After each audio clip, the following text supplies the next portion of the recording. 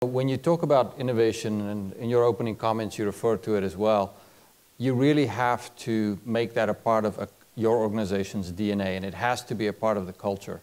Now, that's not an easy thing right off the bat to just establish. You know, if you don't have an innovative mindset in your organization, it will take you years, frankly, to get that embedded. But it has to start at the top.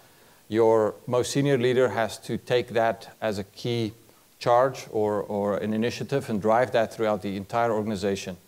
And I will tell you that often you will have to replace some of your senior managers that is going to resist what you're trying to do in order to get there. So you know, for organizations that don't have that as part of their DNA, it takes some really heavy lifting to get there. Then secondly, you have to make it part of your process inside of your organization. And in our case, we've established this internal venture framework that we use in order to, in a repeatable manner, take ideas and make them successful billion-dollar businesses. So we have a whole bunch of process embedded in this, but this is a quick pictorial depiction of that. As to how we find ideas, yesterday I spoke about iZone. That's an internal idea wiki that employees can contribute. We have an open innovation model through XPRIZE. That is an external contest we run on a regular basis. We then have a process by which we filter these ideas and shape them by involving the much bigger Cisco crowd, and we also extend and involve customers and partners from outside of our organization to contribute and validate these ideas. And then we bring in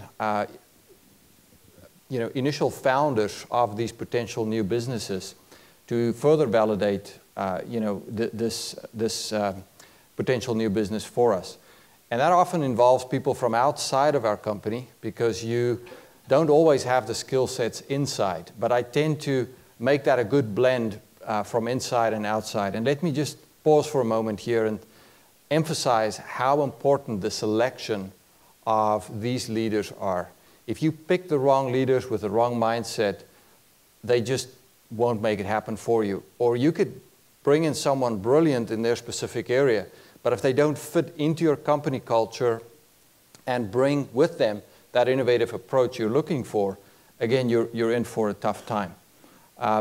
Once we have then, validated, we've established a core set of people, we then form a business unit, we rapidly develop the solution, and then we get to the really hard part, which is going from having an interesting product to creating a successful business. And so the implementation of your idea, in terms of, in our case, the go-to-market, I will tell you unequivocally is the harder part. When people talk about innovation, they always think of technology innovations, that glitzy new toy. And sure, I don't want to diminish, how hard it is to come up with those things, but they are plentiful. There are, lots and lots of startups out there that get funded because they have great ideas and they build great products. But only about 10% of those that get funding translate into successful, profitable business. Why is that? Well, it is because, the go-to-market aspects is often much, much harder. And in our case, I have an unfair advantage because I get to leverage the complementary assets of Cisco, our brand, our channel, our sales force, our partners like BT, to help us take those solutions into the marketplace. Now, in your organization, it may be a different problem you're solving, but you have to think through the entire process from the idea to the full realization of the vision.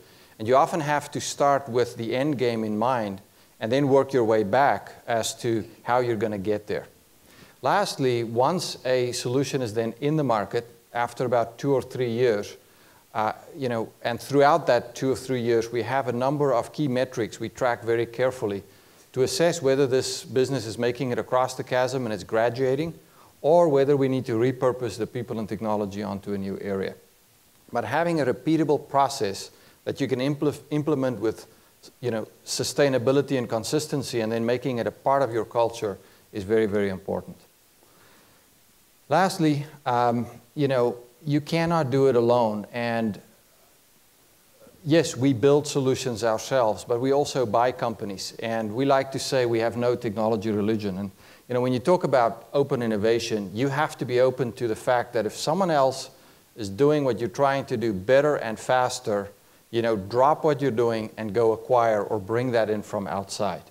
There should be no pride because the world is just simply moving too fast that if you want to stay competitive, you have to embrace that. But also partnering. Partnering on a technology level, on a business level, becomes very, very important. And then lastly, and almost most importantly, is in order to innovate in the global economy, you have to be an organization that is excellent at collaboration. And what that means is collaborating within, but also with your key constituents outside of your organization. And using the latest technologies and the network as a platform to collaborate is the only way you can do that in a scalable manner today. So innovation and collaboration is inexplicably tied, and I think it is in fact the future of innovation. Lastly, I'll just start by saying, you know, it has to be a part of your culture. Every Cisco employee wears this on the back of their badge, and innovation is right in the top left-hand corner there. But again, you know, it cannot just be a strategy. People have to believe in it. You have to be willing to make the tough changes in your organization and make sure you have the right leaders in place that's driving that throughout. And lastly, you have to tie people's compensation to innovation, because if you don't do that, it's very hard to drive change and drive a different behavior.